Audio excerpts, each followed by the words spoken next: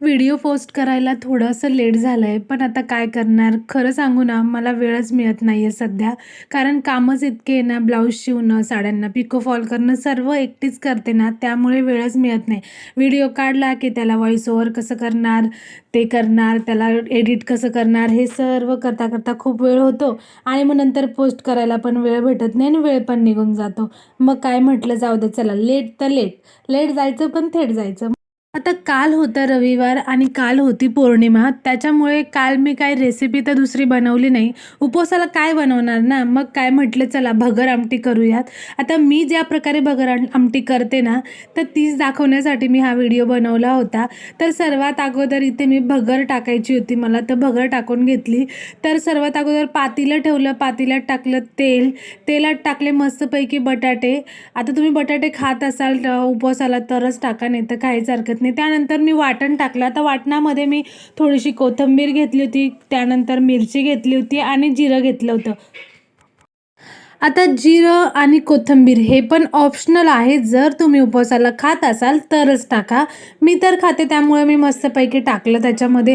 त्यानंतर मस्त फोडणी दिली. फोडणीमध्ये मस्त त्यामध्ये पाणी टाकलं आणि थोडा वेळ उकळायला ठेवलं. त्यानंतर भगर मस्त स्वच्छ धुवून घेतली आणि ती भगर पण टाकली. आता इथे जोपर्यंत भगर होते ना, तोपर्यंत म्हटलं की आपण आमटी करून घेऊया.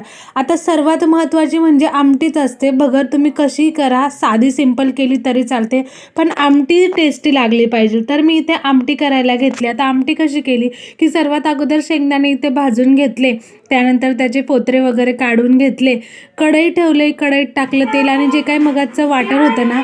आता इथे ना सगळ्यात महत्त्वाचं म्हणजे माझा मूड इतका चांगला होता ना आज, की मी मस्तपैकी गाणे लावले होते आणि गाणे लागल्यानंतर मी गाणे म्हणणार नाही असं कधी होणारच नाही.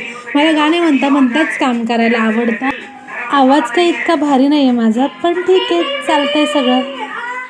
असो, वळूया आपल्या व्हिडिओकडे. आता हे वाटण आहे, वाटणामध्ये काय काय टाकलं होतं, मगाशी जे आपण भगरीत वाटण टाकलं होतं तेच आहे. इथे मी कोथिंबीर, हिरवी मिरची, जिरं हे वाटण वाटून घेतलं होतं. त्यानंतर मस्तपैकी शेंगदाणे भाजलेले ते टाकले, ते मस्त बारीक असे वाटून घेतले पाणी टाकून.